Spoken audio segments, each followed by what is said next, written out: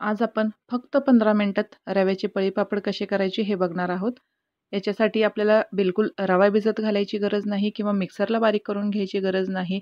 आपल्याला ज्यावेळी रव्याचे पळीपापड बनवायचे आहेत त्यावेळी रवा घेऊन आपण पटकन ही रेसिपी बनवू शकतो. आणि तुम्ही बघू शकता हे पळीपापड एकदम मस्त डबल फुलतात. खायला सुद्धा खूप छान खुसखुशीत लागतात. अगदी जिभेवर ठेवताच विरघळतात, इतके सुंदर हे पापड होतात. आणि बघू शकता व्हिडिओमध्ये एकदम काचेसारखे ट्रान्सपरंट एकदम पातळ असे हे पापड आपले तयार झालेले आहेत. बघू शकता डबल फुललेले आहेत. खूप सोपी आणि इझी रेसिपी आहे, नक्की ट्राय करा.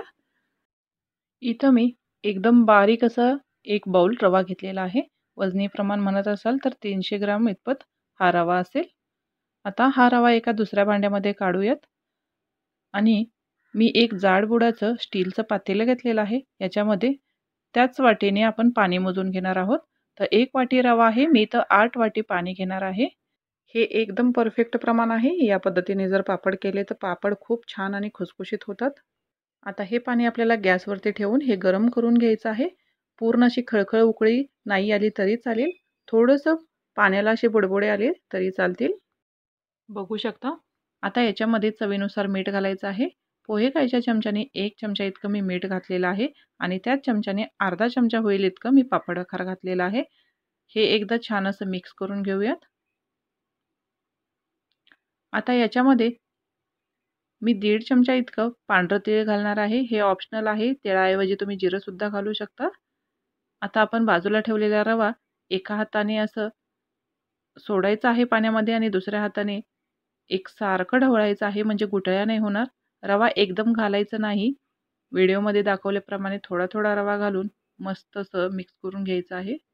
बघू शकता एकही गुठळी झालेली नाही. एकदम परफेक्ट असा पाण्यामध्ये रवा मिक्स झालेला आहे.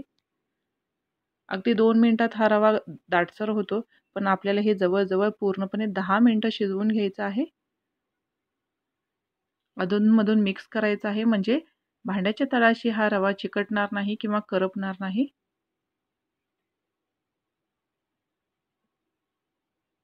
बघू शकता 2-3 मिनिटांमध्येच रवा छान असा दाटसर झालेला आहे. आता याच्यावरती एक झाकण ठेवून 2-3 मिनिटं याला वाफ देऊन घेऊयात. 2-3 मिनिटं झाल्यानंतर झाकण काढलेलं आहे आणि बघू शकता मिश्रण छान असं दाटसर झालेलं आहे. चांगले 6 ते 7 मिनिटं झालेले आहेत आपलं हे मिश्रण शिजत आहे. आता याच्यामध्ये 1 चमचा इतका मी चिली फ्लेक्स घालणार आहे आणि मूठभर कोथिंबीर मी बारीक कट करून घेतलेली आहे, ती सुद्धा घालायची आहे. खूप छान पापड होतात त्याच्यामुळं आणि दिसायला खूप सुंदर दिसतात. आता हे मिक्स करून घेऊयात.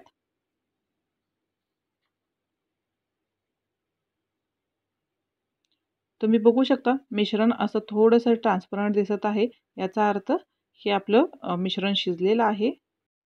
आणखी 2 ते 3 मिनिटं हे मिश्रण आपण छान असं शिजवून घेऊयात. याच्यावरती आता झाकण ठेवून 2 मिनिटं छान अशी वाफ देऊन घेऊयात. टोटल आपल्याला हे 10 मिनिटं शिजवून घ्यायचं आहे.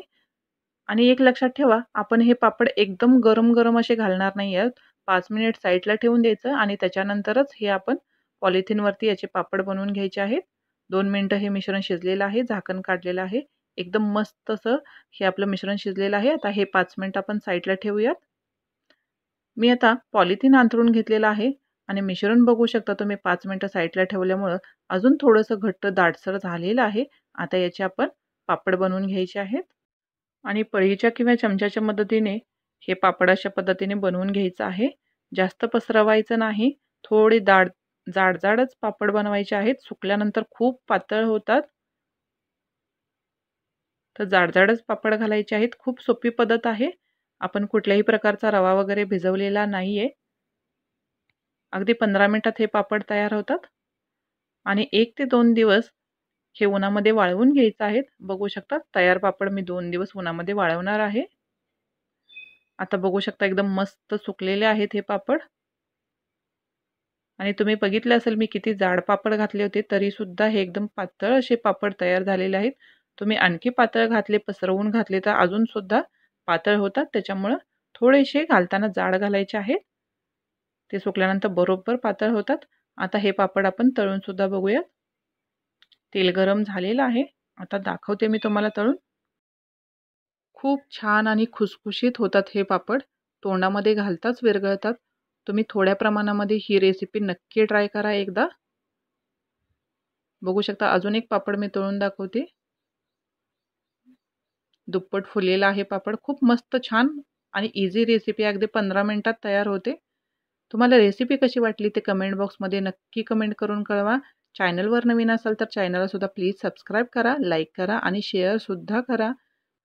बघू शकता दिसायला सुद्धा खूप सुरेख आणि खुसखुशीत दिसतायत हे. एकदम तोंडात घातल्यानंतर विरघळतात, एवढेच सुंदर होतात.